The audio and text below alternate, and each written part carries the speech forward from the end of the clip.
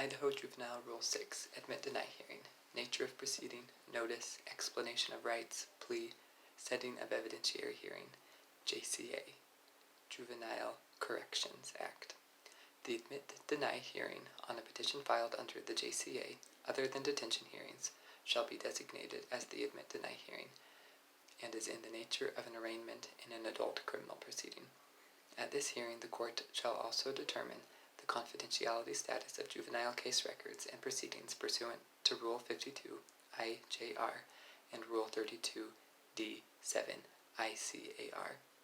B.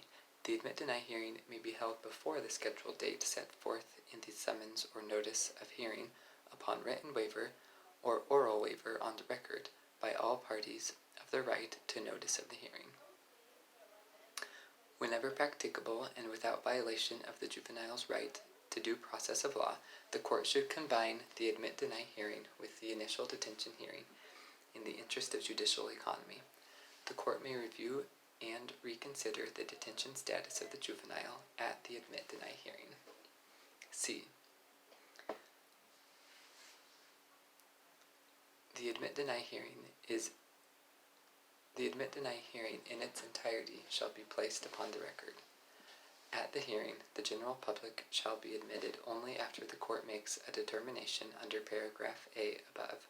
Persons having a direct interest in the case or who work for the court may be permitted to attend, subject to the provisions of IJR 52.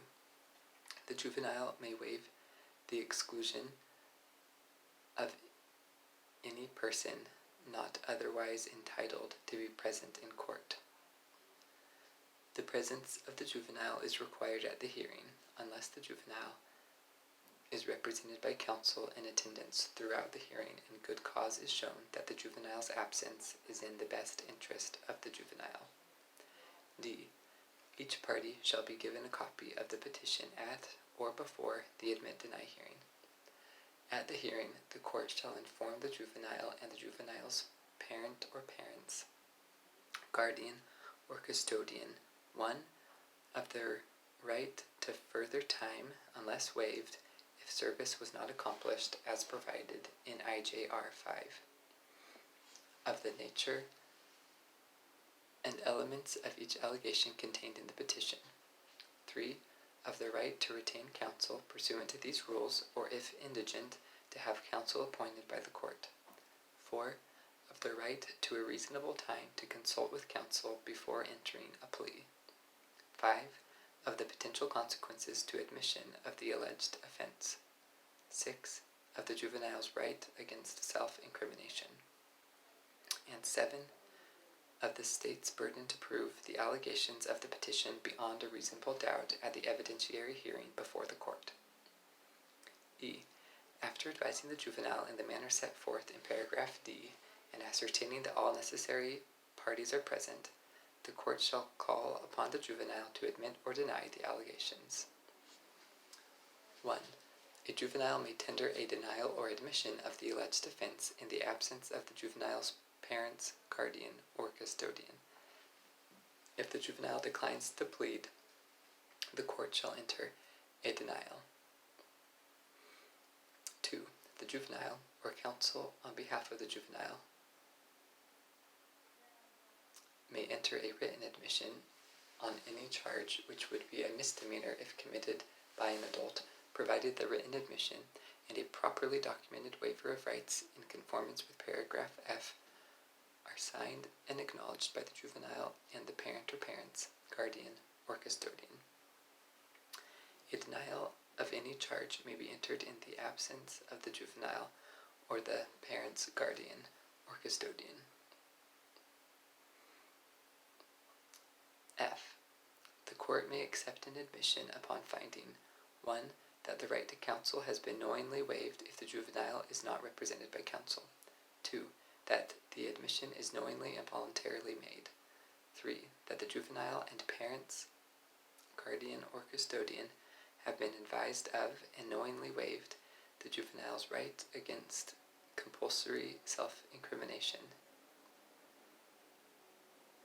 the right to trial, the right to confront and cross-examine opposing witnesses, the right to testify, and the right to have process for the attendance of witnesses. 4. That the juvenile and parents, guardian, or custodian have been advised of the consequences which may be imposed after acceptance of the admission of guilt.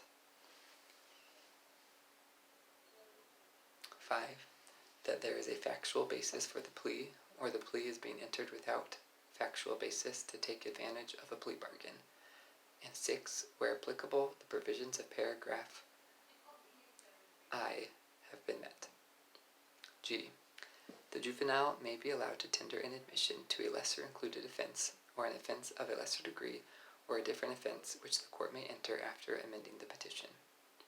H. In the event the juvenile is represented by counsel and no objection is interposed, the court may eliminate the admit-deny hearing in the interest of judicial economy, enter denials to the pending charges, and set the matter pursuant to paragraph K. I. The prosecuting attorney may enter into discussions and reach a proposed plea agreement in conformity with Rule 11 of the Idaho Criminal Rules directly with the juvenile if the juvenile is not represented by counsel. However, the prosecuting attorney may not enter settlement negotiations with a juvenile not represented by counsel unless the parent's guardian or custodian is advised of the discussion and given the opportunity to be present. J. In the event the court accepts the admission by the juvenile to the allegations of the petition, it may proceed to informal adjustment pursuant to IJR 11 or schedule the sentencing hearing and request the preparation of the report on the juvenile by the appropriate entity required pursuant to Idaho Code Section 20-521, unless waived by all parties and approved by the court. A sentencing hearing may immediately follow an admit-deny hearing if the court has had an opportunity to consider and review the report required in Section 20-520, Section 1, following an admission to the allegations by the juvenile, or has received a written waiver from the juvenile allowing the court to read the report prior to the admit-deny hearing. K. If a denial to a petition is entered, the court shall set the matter for evidentiary hearing, trial, and may set a pretrial conference. Such evidentiary hearing may immediately follow entry of a denial with the consent of the juvenile.